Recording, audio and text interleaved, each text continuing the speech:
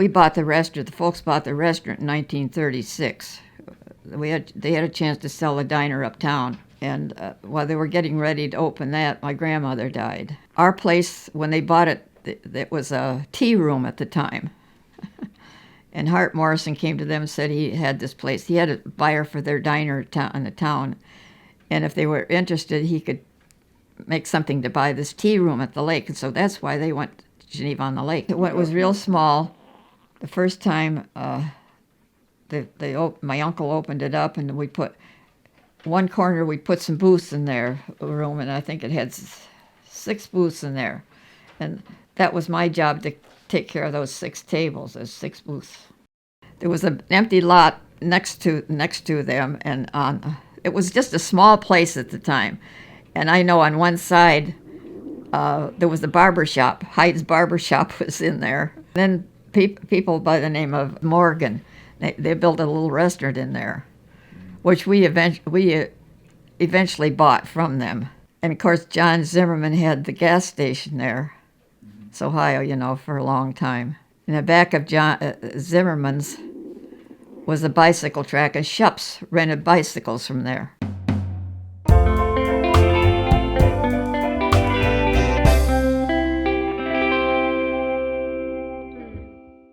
We would open about 8 o'clock in the morning. And when my uncle was in with it, we worked until there wasn't anybody coming in. We didn't have any hours. If people were still coming in, he says, we're going to stay open. I got real upset with him one day, and I told him what I thought, because I was tired. They bought the cottage in back. They fixed the garage up into sleeping quarters for Aunt Dell and Uncle Forrest, and with my kids and I, we had a bedroom back there and a bathroom.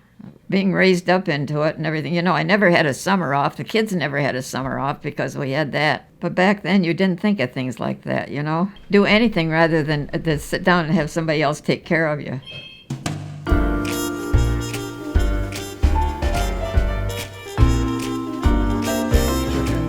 We had everything.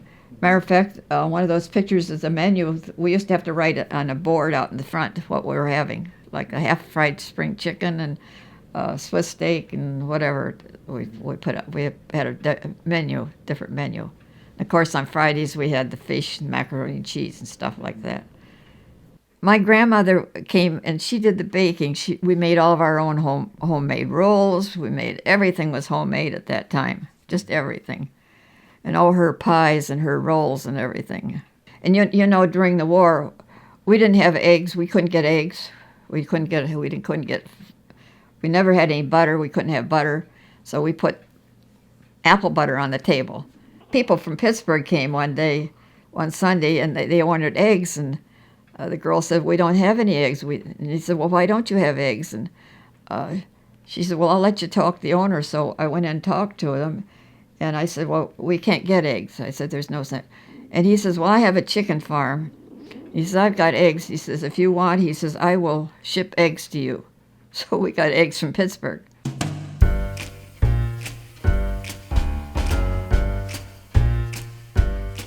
Oh, we had Mrs. Barr and Fern Munson would do dishes, and they were older ladies. And oh my, those 2 ladies worked so hard. I can still see Mrs. Barr. She had her legs wrapped, her legs were bad, and she had high heels, and she had her makeup on and her hair all done and everything. And there those 2 old ladies were over there doing dishes. Then I got so, it was hard for them, so I started hiring kids to come and do the dishes and that. And then we got a dishwasher.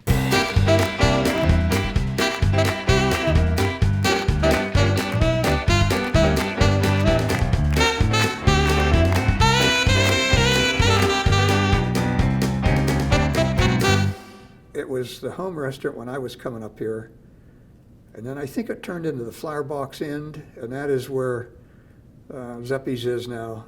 I came up a couple times with a friend. We slept in a car. We were just here for a day or two, and we would sleep in a car, and the girls that were serving the food and cooking the food at the home restaurant would let us come into their bathroom and shave and wash our face.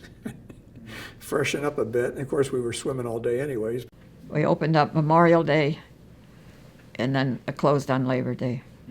And you know, when we closed the last day, I would tell the kids, okay, we're going to have a dinner. You can have your choices. You can have your choice of steak or chicken or fish. And all you can eat. And oh my gosh, those kids look forward to that. People would still come to the door, and that would be about 5:30, 5 o'clock, and they wanted to come in to eat. But I closed it up, and I told the kids, this is your time. So, they enjoyed that. They could have their choice of whatever they wanted to eat.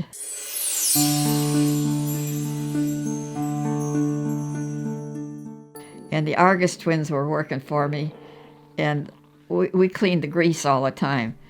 And I was cleaning the fryers out, and I had the kettle setting on some pipes on there, and they were asking me what time they should come in, and I wasn't paying any attention.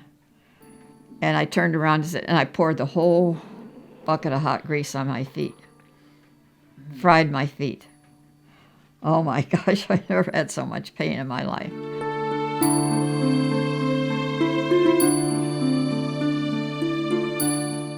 I would get up on Sunday mornings until Ruth Cheney would come in, and I would make the stuff, and then I did all the frying. I did all the short order cook. Boy, I'll tell you, after I put in a full day of doing that, breakfast then going on for the dinners, I was bushed. You know, I was so fortunate because I had to leave any job I had to leave to go at the restaurant in the summertime. And I was so fortunate that I always found work. I would do anything. I worked at a Ruta's drugstore in Madison, and I worked at Geneva Drug and Standard Drugstore and just everything. Mm-hmm.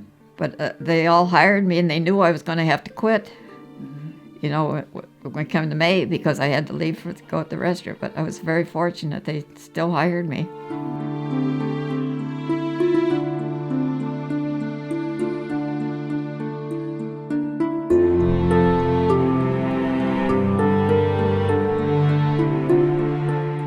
I told Kent, I said, if anybody came in and I was in the middle of frying a hamburger and they wanted to buy this place, I would sell it. And I did. I sold it to some people from, I think, Shaker Heights. They bought it for their daughters. Then they got in there and the daughters didn't want it. That's how it went. And then it closed up and they never opened it after that. It was a shame because it was idle all those years. And I was so shocked when I went into it because they had taken all the petitions out of one great big room, and it was just so different.